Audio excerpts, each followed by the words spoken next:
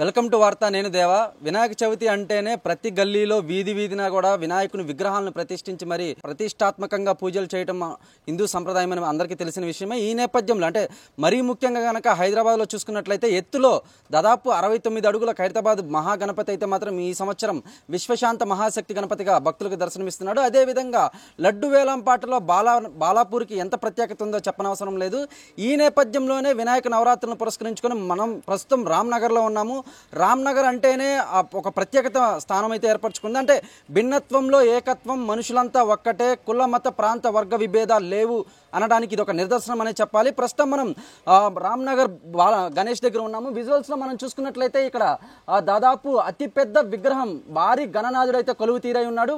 మరీ ముఖ్యంగా కళ్ళను మనం చూసుకున్నట్లయితే మూసి తెరవడంతో భక్తులను డైరెక్ట్గా అంటే సాక్షాత్కారంగా భక్తులకు ఆశీర్వచనాలు దీవెనలు ఇస్తున్నట్లు మనకు కనిపిస్తుంది. అదేవిధంగా ప్రస్తుతం వినాయకుడి విగ్రహం ఒక కిరీటం కూడా చూసుకున్నట్లయితే త్రినేత్రం అంటే త్రినేత్రుడు కూడా కనిపిస్తున్నాడు. మరీ ముఖ్యంగా ఈ వినాయకుని యొక్క ఎత్తు కూడా అంటే దాదాపు 25 ఫీట్లకు పైగా ఉన్నట్లు మనకు ఇప్పటివరకు ఉన్న సమాచారం.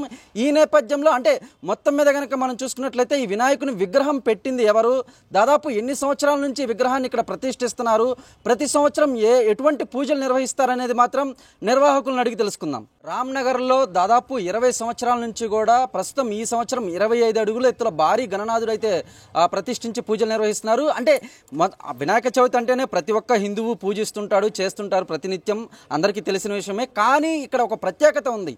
అంటే మహమ్మదీయుడు అయినటువంటి అంటే ముస్లిం వ్యక్తి ఈ విగ్రహాన్ని ఒక 20 సంవత్సరాల నుంచి ప్రతిష్ఠించి పూజలు చేయడం మాత్రం యావత్ తెలంగాణ రాష్ట్రం అంతా కూడా నివ్వెరపోయి చూస్తుంది. రామ్నగర్లో దాదాపు 25 అడుగుల మేర విగ్రహాన్ని ప్రతిష్ఠించినటువంటి మహమ్మద్ సిద్విక్ గారు ఉన్నారు. చెప్పండి సార్, ఎన్ని సంవత్సరాల నుంచి ఈ విగ్రహాన్ని పెడుతున్నారు? అదేవిధంగా మీరు ఫస్ట్ విగ్రహాన్ని ప్రతిష్ఠించినప్పుడు ముస్లిం పెద్దల నుంచి కానీ అలాగే ముస్లిం యొక్క ఇస్లామిక్ గురించి కానీ మీకు ఎటువంటి వ్యతిరేకత రాలేదా?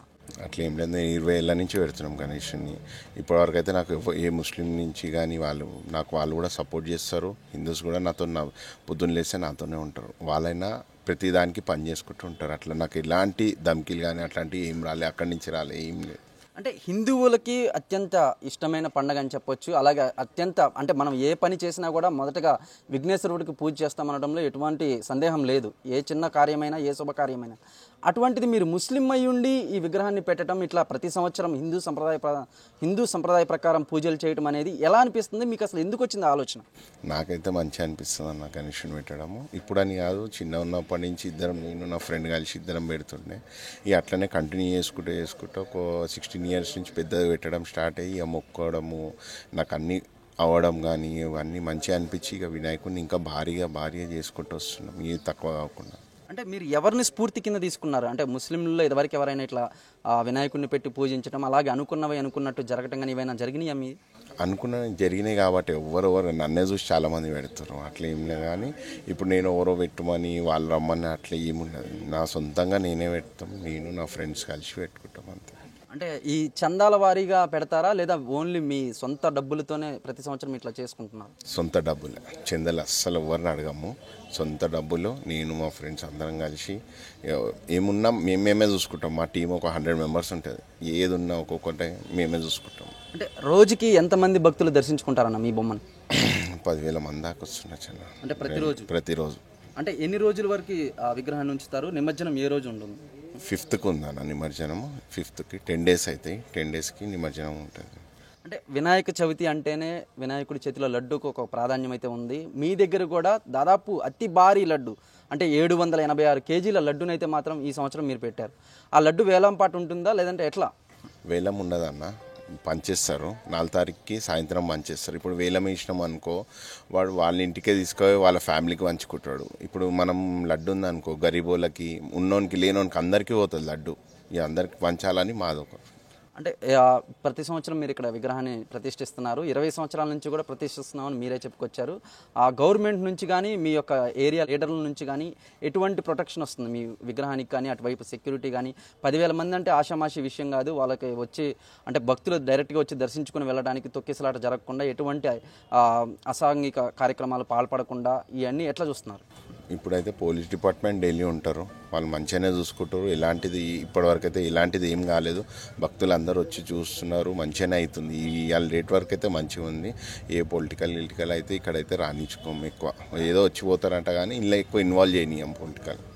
అదేవిధంగా అంటే రామ్నగర్ మనం చూసుకున్నట్లయితే మరీ ముఖ్యంగా తెలంగాణలో ఎత్తులో ఖైరతాబాద్ అని చెప్పొచ్చు, లడ్డు వేలంపాటలో బాలాపూర్ అని చెప్పొచ్చు. కానీ మీరు ప్రతిష్ఠించే విగ్రహానికి మాత్రం ఒక ప్రత్యేకత ఉంటుంది.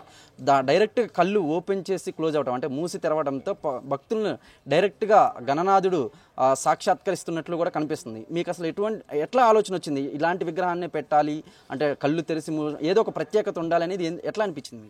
అంటే ఇప్పుడు మనకు చేసేటోడు లక్ష్మీనారాయణ సింగ్ కళాకారు దూలిపెట్లు ఉంటాడు, అతను మాకు చూపిస్తాడు ఇట్లుంటే మంచిగా ఉంటుంది, అందరు చూసి అట్రాక్ట్ అవుతారు అంటే సరే చేయండి అని చెప్పి చూపిస్తుంటాం.